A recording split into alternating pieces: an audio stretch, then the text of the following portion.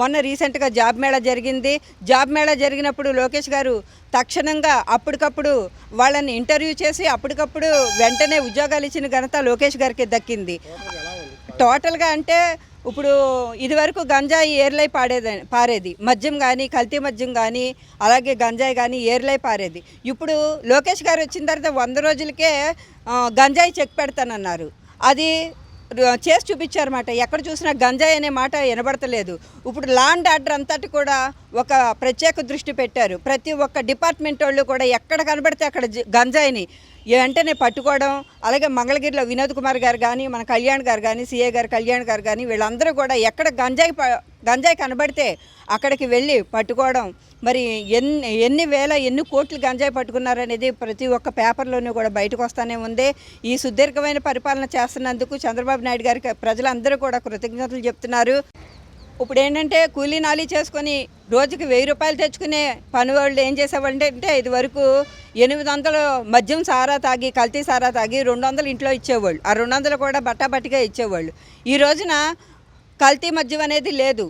సురక్షితంగా పని చేసుకుని ఏ పనులైనా చేసుకునేవాళ్ళు సురక్షితంగా ఇంటికి తీసుకొచ్చి తన కష్టపడిన కష్టాన్ని భారీ చేతిలో పెడుతున్నారని ప్రతి ఒక్క మహిళలు కూడా అనుకుంటున్నారు. అలాగే అందరికీ పనులు అందుబాటులో ఉన్నాయి. భవన కార్మికులు అయితే ఎంతో సంతోషిస్తున్నారు. ఎందుకంటే ప్రతిరోజు కూలి పని ఉంటుంది, మాకు కన్స్ట్రక్షన్స్ జరుగుతున్నాయి, ఉచిత ఇసుక వచ్చింది, మరి అలాగే మాకు ఎంతో సంతోషకరంగా ఉందని చెప్పేసి చెప్తున్నారు. ఉద్యోగాలు చేసుకునేవాళ్ళు కూడా నిర్భయంగా ఉద్యోగాలు చేసుకుని వస్తున్నారు. ఈ కూటమి ప్రభుత్వం వచ్చిన తర్వాత వారు కూటమి ప్రభుత్వం ఇచ్చిన హామీలన్నీ ఒకటొకటిగా వస్తున్నారు. ఫస్ట్ ఇసుక తర్వాత మొదట్లో కొంచెం ఇబ్బందులు ఉండవు, ఇప్పుడు గాడిలో పడింది. దీనివల్ల దాదాపు 124 వృత్తులు వారు హ్యాపీగా జీవనం చేస్తున్నారు. వారికి కుల వృత్తులు కూడా బాగున్నాయి. తర్వాత ఊరిని ఖాళీగా ఉండకుండా సోమరితనం ఉండకుండా అందరూ కూడా పనులు కల్పించిన వారు అవుతున్నారు. తర్వాత గ్యాస్ బండ్లు ఉచితంగా అమలవుతున్నాయి. తర్వాత ధాన్యం, ఇప్పుడు ఇదివరకు ధాన్యం కనుక అమ్మితే 6 నెలలకి 7 నెలలకు కూడా డబ్బులు పడే విధంగా ఉండేది కాదు.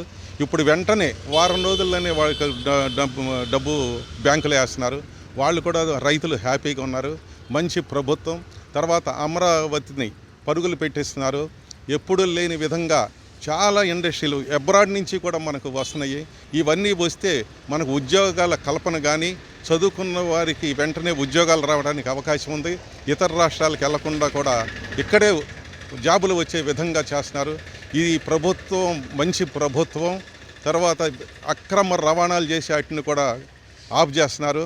ఇదివరకు విడిగా దోపిడీలు ఇవన్నీ కూడా ఒకేసారి వచ్చి ముళ్ళకీరటంలాగా చంద్రబాబు నాయుడు గారికి వచ్చినాయి. ఇదివరకు దోపిడీలు చేసిన వాళ్ళందరూ ఇప్పుడు రోడ్లెక్కి చెప్పగలుగుతున్నారు. అదివరకు చెప్పడానికి భయం వేసేది. ఒక పోలీస్ స్టేషన్కి వచ్చి ఫలానా వాళ్ళు ఇది చేశారంటే భయపడి వచ్చేవాళ్ళు కాదు. ఇప్పుడు ఈ కేసులు కూడా ఎక్కువైనాయి. ఈ కేసులు ఛేదించడానికి పెడితే కొంతమంది విశ్వాసం లేని వాళ్ళు ఇదివరకు గవర్నమెంట్లో వాళ్ళ డబ్బులు తిన్నవాళ్ళు కూడా వాళ్ళ పరంగా అవుతున్నారు. వీళ్ళందరినీ ఒక గాడిలో పెట్టడానికి చంద్రబాబు నాయుడు గారు అహర్నిశలు కృషి చేస్తున్నారు. అలాగే పవన్ కళ్యాణ్ గారు కూడా కృషి చేస్తున్నారు. ఇది మంచి ప్రభుత్వం. ఈ ప్రభుత్వం వచ్చే ఈ 6 నెలల్లో కూడా చేసినటువంటి మంచి పనులు ఇప్పుడే అందరికీ కూడా ప్రజలకు అందుతున్నాయి. ఇది బాగా ఉంటుంది ప్రభుత్వం. ఇంకా ముందు కూడా మన ప్రజలు వీరికి సపోర్ట్ చేసి ప్రభుత్వాన్ని మంచిగా నడిపేటట్టు మనం కూడా కృషి చేయాలని చెప్పేసి విన్నవించుకుంటున్నాం. గత ప్రభుత్వంలో ఉన్నప్పుడు ఎన్నో బాధలు పడేవాళ్ళం.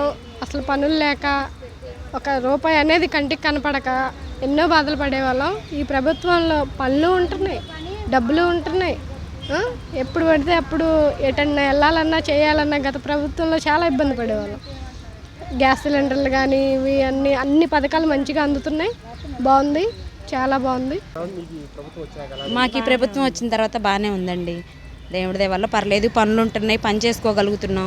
అంతకుముందు గత 5 ఏళ్ల ప్రభుత్వం అప్పుడు మేము పని చేసుకోలేకపోయాం, మాకు పనులు లేవు, అప్పుల పాలయ్యాము, బాగా ఇబ్బందులు పడ్డాం. ఉండి లేక రోగాలతోటి చాలా ఇబ్బందులు పడ్డాం. కొంచెం ఈ ప్రభుత్వం వచ్చిన తర్వాత కొంచెం పని చేసుకోగలుగుతున్నాము. రూపాయి ఉంటుంది చేతిలో. పిల్లలకి కానీ మాకు కానీ పథకాలు కానీ ఏమైనా సరే చంద్రబాబు నాయుడు గారు బాగా చేశారు.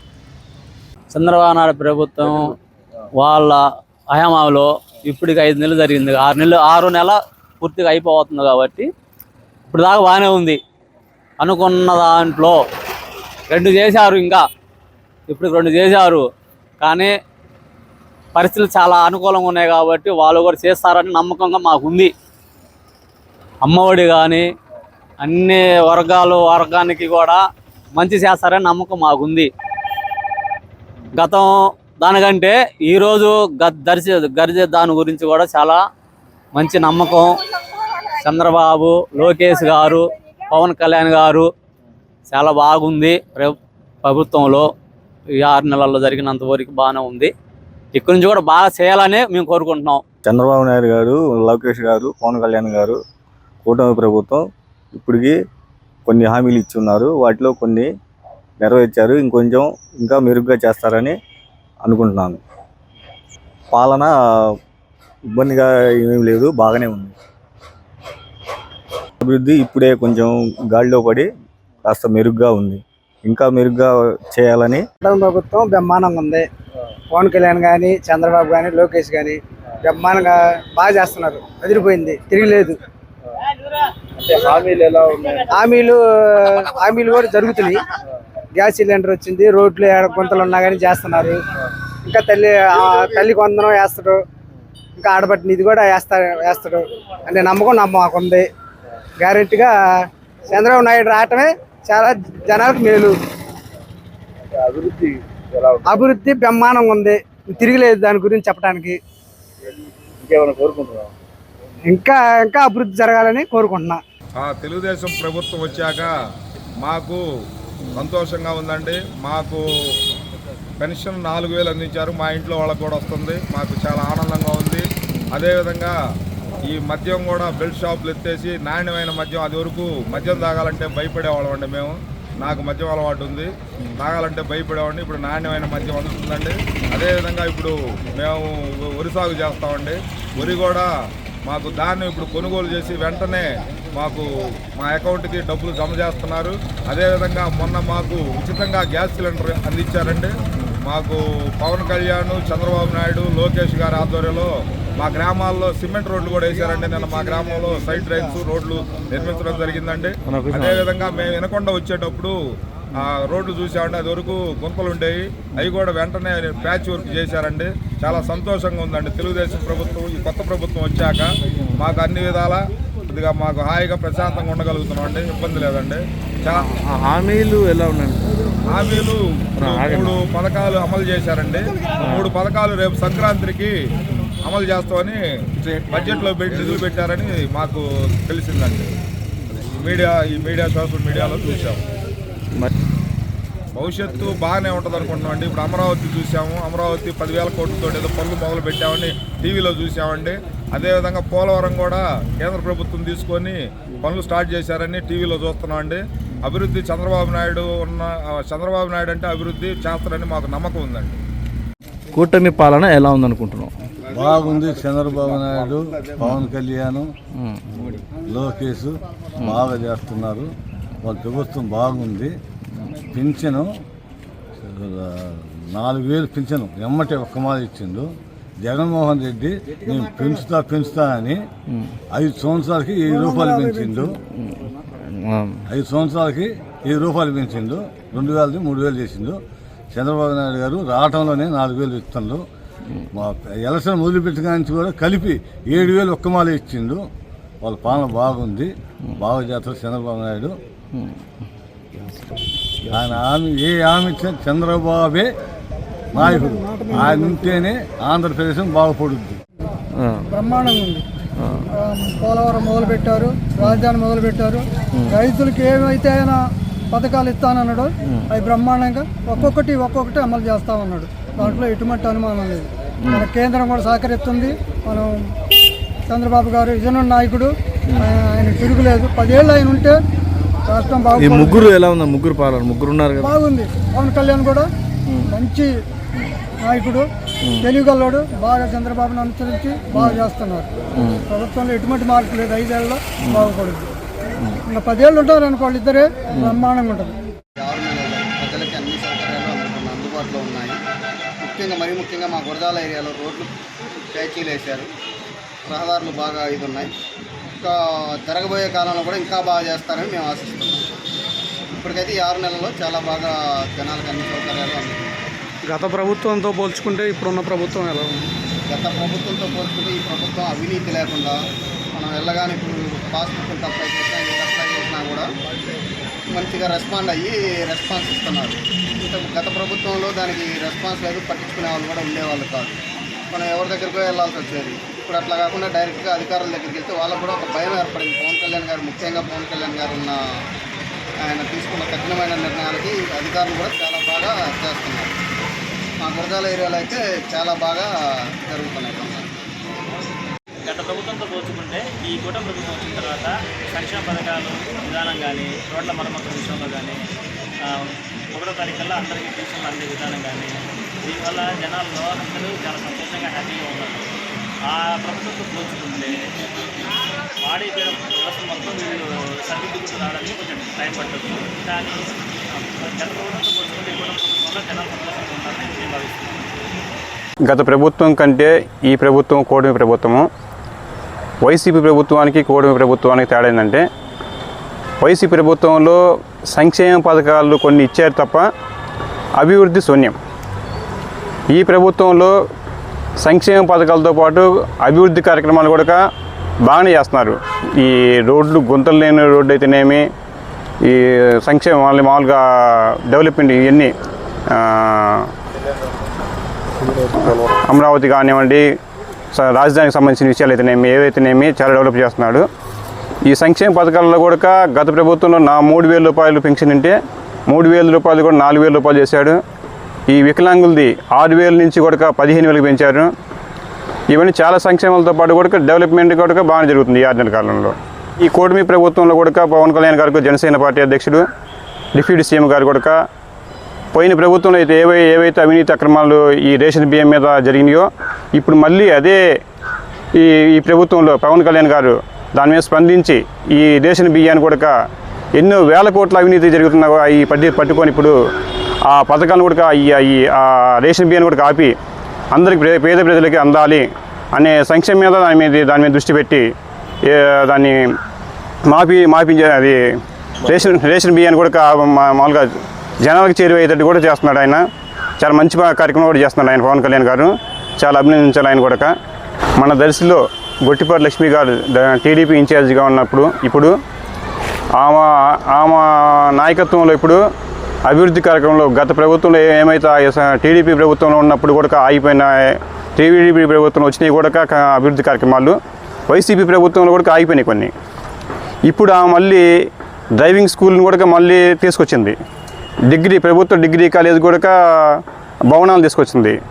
ఈ సెంటర్లు కూడా ఈ బస్ స్టేషన్లు కూడా తీసుకొచ్చింది. పేరు మన్యం శ్రీనివాసులు, నేను వ్యాపారం చేస్తుంటాను.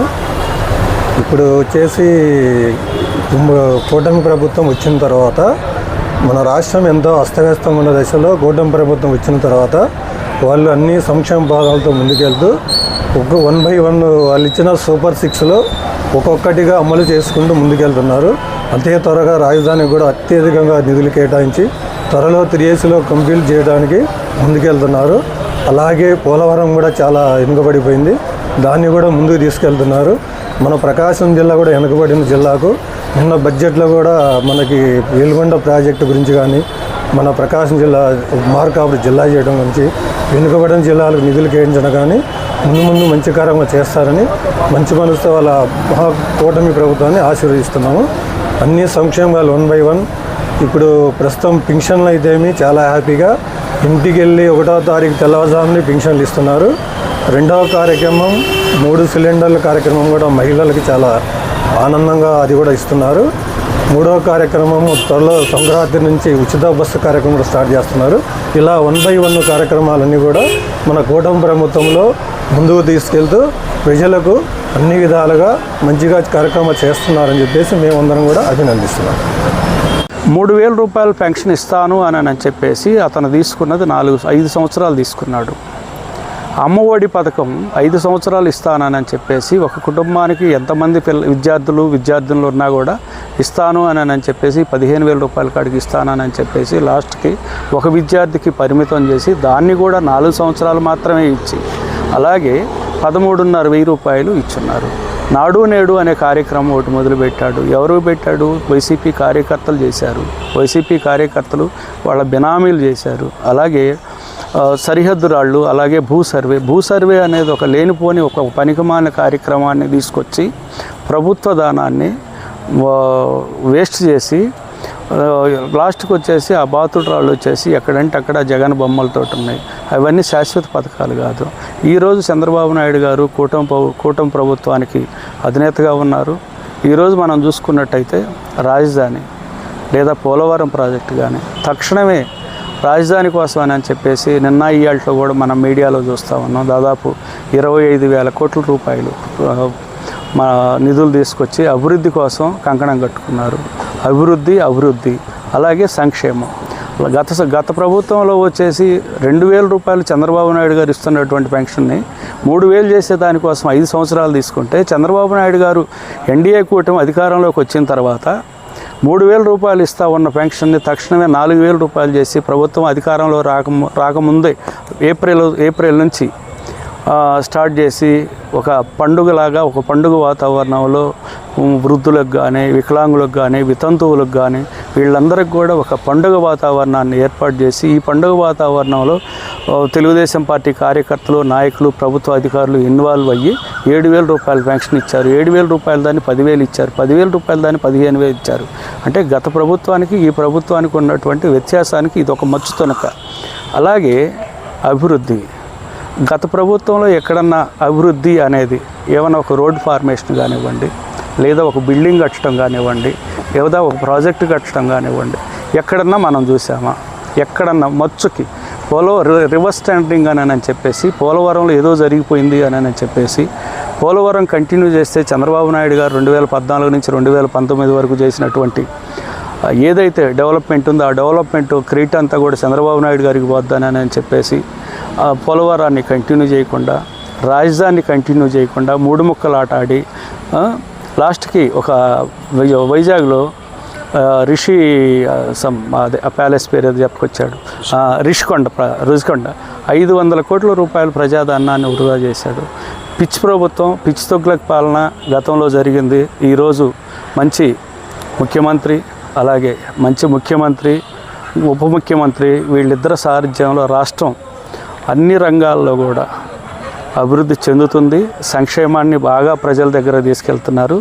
అలాగే మన దర్శి నియోజకవర్గానికి వస్తే మేడం గొట్టిపాటి లక్ష్మి గారు జనాల్లోకి ఏ రకంగా వెళ్తూ ఉన్నారు, అభివృద్ధి కార్యక్రమాలకి ఏ రకంగా శ్రీకారం చుడుతూ ఉన్నారు, సంక్షేమ పథకాలని ఏ రకంగా ప్రజలకు చేరుతున్నాయా చేరట్లేదా అని చెప్పేసి ఆమె యొక్క మానిటరింగ్ కానివ్వండి.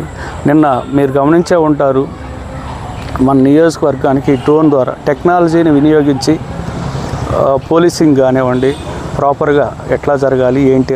2014లో రాష్ట్ర విభజన తర్వాత తెలుగుదేశం ప్రభుత్వం కేంద్రంలో ఉన్నటువంటి భారతీయ జనతా పార్టీ అలయన్స్ తోటి 2014-19 మధ్యకాలంలో రాష్ట్రాన్ని అభివృద్ధి దిశగా పరుగులెత్తించారు. ఆ సమయంలో అమరావతి రాష్ట్ర రాజధాని కానీ పోలవరం ప్రాజెక్టు కానీ అభివృద్ధి చేయడంలో చంద్రబాబు నాయుడు గారు కేంద్ర ప్రభుత్వ సహకారంతో చాలా పకడ్బందీగా 6 నెలల కాలంలో శాసనసభ నిర్మాణం కానీ రాష్ట్రాన్ని విభజన అయిన తర్వాత అనేక అభివృద్ధి కార్యక్రమాలు చేసుకుంటూ వెళ్తున్న తరుణంలో 2019 ఎన్నికల్లో ప్రభుత్వం మారిపోయిన తర్వాత ఎక్కడ అభివృద్ధి అక్కడ కుంటుపడిపోవడం జరిగింది. 2019 తర్వాత వైఎస్ఆర్ కాంగ్రెస్ పార్టీ అధికారంలోకి వచ్చిన తర్వాత రాష్ట్రం విచ్ఛిన్నమైపోయింది.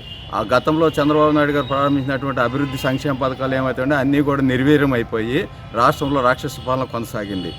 దాన్ని 5 సంవత్సరాలు ప్రజలు అనేక బాధలు పడి 2024 ఎన్నికల్లో మళ్ళీ కూటమి ప్రభుత్వంలో రాష్ట్రం అభివృద్ధిలో ప్రయాణిస్తుందని చెప్పి ఆకాంక్షతోటి కూటమి ప్రభుత్వాన్ని ఇటు జనసేన పార్టీ, అటు భారతీయ జనతా పార్టీ, ఇటు తెలుగుదేశం పార్టీ 3 పార్టీల కూటమిని ప్రజలు ఆహ్వానించి భారీ మెజార్టీతో గెలిపించడం జరిగింది.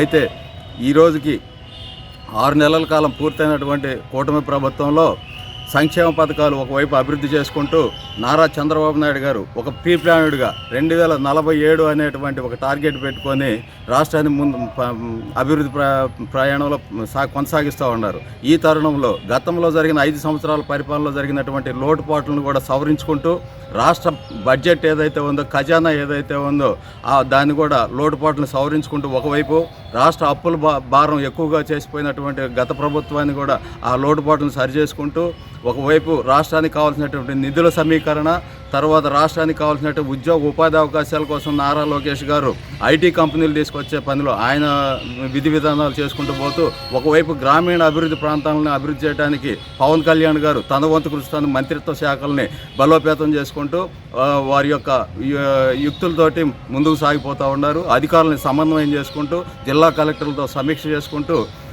అటు ముఖ్యమంత్రి చంద్రబాబు నాయుడు గారు కానీ, ఇటు మంత్రి నారా లోకేష్ గారు కానీ, ఇటు ఉప ముఖ్యమంత్రి పవన్ కళ్యాణ్ గారు కానీ ఒక విధి విధానాన్ని అమలుపరుచుకుంటూ రాష్ట్రాన్ని అభివృద్ధి పైనలో పయనించేటికి చేస్తూ ఉన్నారు.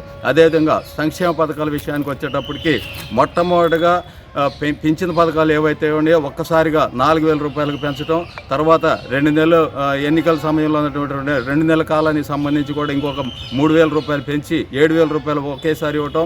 అదేవిధంగా గతంలో వాలంటరీ సిస్టమ్ విధానం వల్ల అనేక లోపాలు జరిగినందువల్ల వాలంటరీ విధానం లేకపోయినప్పటికీ కూడా 1వ తారీఖు వచ్చేటప్పటికి 6 గంటలకల్లా పింఛన్లు పంపిణీ చేస్తూ చరిత్ర సృష్టించినటువంటి ఈ కూటమి ప్రభుత్వానికి ప్రజలు హర్షధ్వానం వ్యక్తం చేస్తూ ఉన్నారు రాష్ట్రంలో. అదేవిధంగా 2వ పథకమైనటువంటి గ్యాస్ సిలిండర్లను కూడా అమలు చేసి మహిళల పట్ల చంద్రబాబు నాయుడు తన యొక్క అభిమానాన్ని చాటుకోవటం కూడా జరిగింది. అదేవిధంగా మహిళాభివృద్ధి సంక్షేమం అంటే తెలుగుదేశం ప్రభుత్వానికి మారుపేరు.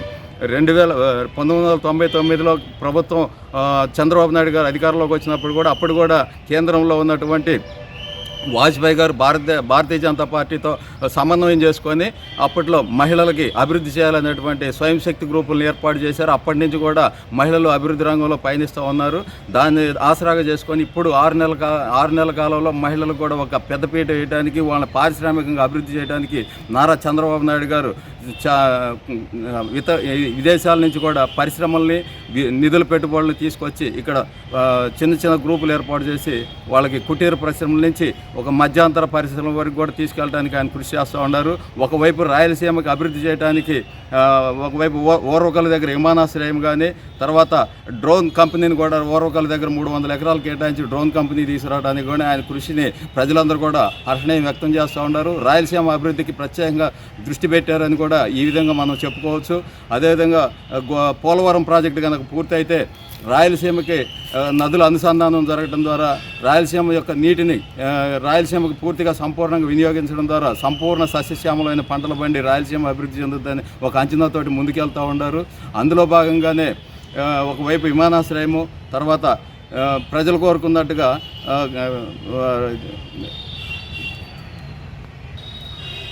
అదేవిధంగా విద్యావంతులు మేధావులు కోరుకున్నట్టుగా కర్నూలులో హైకోర్టు బెంచ్ని తీసుకురావడం కూడా శుభపరిణామం. కొంతమంది దుష్టశక్తులు దుష్ప్రచారం చేశారు. హైకోర్టు ఉండదు, తర్వాత లోకాయుక్త కోర్టు ఉండదు, హ్యూమన్ రైట్స్ ఉండదు, అన్నీ అమరావతి తీసుకుపోతున్నట్టు చంద్రబాబు నాయుడు గారిని ఒక దుష్ప్రచారం లేపారు. కానీ అవన్నీ వాస్తవాలని తెలియజేయడం కోసం ఆయన జరిగినటువంటి అసెంబ్లీలో పూర్తిగా కర్నూలులోనే హైకోర్టు బెంచ్ కానీ, లోకాయుక్త కానీ, హ్యూమన్ రైట్స్ కానీ అక్కడే ఉంటాయి, ఎలాంటి మార్పు లేదని చెప్పి స్పష్టంగా తెలియజేసినందుకు ఈరోజు రాయలసీమ ప్రజలు కూడా సంతోషాన్ని వ్యక్తం చేస్తూ ఉన్నారు.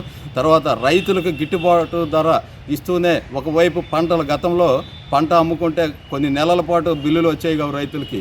ఇప్పుడు చంద్రబాబు నాయుడు గారి ప్రభుత్వంలో రైతులకు ధాన్యం ఇచ్చిన 48 గంటల్లోనే బిల్లులు ఆమోదం తెలుపుతూ వాళ్ళకి అకౌంట్లో డబ్బులు వేయటం వల్ల రైతులు కూడా హర్షం వ్యక్తం చేస్తూ ఉన్నారు. అదేవిధంగా గతంలో ఫీజు రియంబర్స్మెంట్ విధానంలో ఉన్న లోపాలను కూడా సరిచేసుకుంటూ ఈరోజు ఎక్కడ కుంటుపడకుండా విద్యార్థులకి ఫీజు రియంబర్స్మెంట్ని నేరుగా కాలేజీ అకౌంట్లోకి బదిలీ చేస్తూ విద్యార్థులకు చదువుకోవడానికి ఎలాంటి ఆటంకాలు లేకుండా కూడా ఒకవైపు నడిపిస్తూ ఉన్నారు. అందులో భాగంగా ఈరోజు ఉద్యోగ ఉపాధి అవసరాలు కల్పిస్తామని చెప్పి పాదయాత్రలో లోకేష్ బాబు ఏదైతే వాగ్దానాలు ఇచ్చాడో దాన్ని అంచెలంచెలుగా పూర్తి చేసుకుంటూ వస్తున్నాడు అనే దానికి లులు, ఆదాని, టెంపుల్టన్, శ్రీ సిటీ కానీ, అమరావతిలో కొన్ని అమెరికా నుంచి వచ్చినటువంటి ఆదాని కంపెనీలు కానీ ఏమైనా కానీ తీసుకొచ్చి ఈరోజు అభివృద్ధి పయనంలో తీసుకెళ్తూ ఉద్యోగ ఉపాధి అవసరాలు కల్పించడానికి బాగా కృషి చేస్తున్నందుకు ప్రజలు కూడా విద్యావంతులు హర్షం వ్యక్తం చేస్తూ ఉన్నారు. తర్వాత పవన్ కళ్యాణ్ గారు వచ్చి గ్రామీణ ప్రాంతాల్లో ముఖ్యంగా దృష్టి పెట్టారు.